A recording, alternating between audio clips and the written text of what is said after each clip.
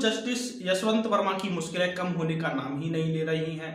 अब तो उनके घर के बाहर मिले अधजले नोटों ने तो मानो उनके शांत जीवन में तड़का लगा दिया है। हुआ यूं कि जब एनडीएमसी की टीम रविवार को सुबह उनके घर की साफ सफाई करने पहुंची तो वहां 500 के जले हुए नोटों के ढेर देख करके उनके तो होश उड़ गए। अब भाई सफाई करने गए थे या खुदाई करने, ये तो भगवान जाने। जब जले हुए नोटों का वीडियो वायरल हुआ तो लोग भी कंफ्यूज हो गए कि ये नोट जलने के बाद भी इतनी पहचान में कैसे आ रहे हैं। दरअसल मामला तूल पकड़ने लगा। इस हंगामा के बाद सीजीआई तुरंत आ गए। सीजीआई संजीव खन्ना ने मामला को तुरंत अपने हाथों में पकड़ लिया।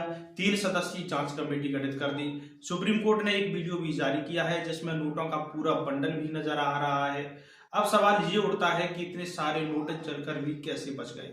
क्या नोटों पर फायर प्रूफ लेयर थी या फिर नोटों ने भी ठान लिया था कि हम तो जलेंगे पर राज खोलकर ही दम लेंगे। लेकिन असली मजा तो तब आया जब जस्टिस वर्मा ने इसे पूरी तरह से साजिश करार दिया। उन्होंने कहा कि इन नोटों से उनका कोई लेना देना नहीं है। अब भाई आप बताएं, अगर किसी के घर के बाहर इतने नोट मिलेंगे तो भला कौन मानेगा कि उनका इससे कोई लेना देना है या नहीं। ये बड़ी अच्छी बात कही आप। अब आइए जानते हैं कि मामले की शुरुआत कैसे हुई। दरअसल कहानी की शुरुआत होती है 14 मार्च की रात से। रात के करीब 11:30 बजे जस्टिस वर्मा के लुटियंस दिल्ली स्थित सरकारी आवास में आग लग गई थी। फिर क्या हुआ, फायर ब्रिगेड मौके पर पहुंची, आग बुझाई और फिर जो नजारा देखा उसने सबको चौंका दिया। जस्टिस वर्मा के घर भारी मात्रा में नकदी बरामद हुई। यह अब सवाल उठता है कि इतना पैसा कहां से आया। लगता है कि नोटों को भी शायद ठंड लग रही थी, तभी तो उन्होंने खुद को गर्म करने के लिए आग लगा ली होगी। इसके बाद मामला तूल पकड़ने लगा। दिल्ली हाई कोर्ट ने जस्टिस वर्मा को वापस इलाहाबाद हाई कोर्ट भेजने का प्रस्ताव भी दे डाला। भाई पैसा जलकर मिल रहा है, घर में आग लगी है और लोग उन्हें ट्रांसफर करने की बात कर रहे हैं। ये तो ऐसा हो गया जैसे पकौड़े तो जल गए, उसकी सजा चाय बनाने वाले को मिल गई। फिलहाल मामले की जांच जारी है और नोटों की गुत्थी सुलझाने की कोशिश की जा रही है।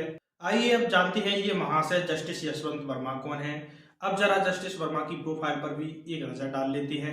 जस्टिस वर्मा का जन्म 6 जनवरी 1969 को इलाहाबाद में हुआ था। उन्होंने दिल्ली यूनिवर्सिटी के हंसराज कॉलेज में बीकॉम किया और फिर 1992 में रीवा यूनिवर्सिटी से लॉ में ग्रेजुएशन किया। उसी साल 8 अगस्त को एडवोकेट के तौर पर वे नामांकित भी हो गए। जस्टिस वर्मा ने संवैधानिक, इंडस्ट्रियल विवाद, कॉर्पोरेट टैक्सेशन और पर्यावरण कानून से जुड़े हाई प्रोफाइल केस भी लड़े हैं। 2006 में उन्हें इलाहाबाद हाई कोर्ट के विशेष वकील के तौर पर प्रमोट भी किया गया था। मतलब पेशेवर जिंदगी में तो वर्मा साहब ने कभी हार नहीं मानी। इस बार नोटों ने ही उनको धोखा दे दिया।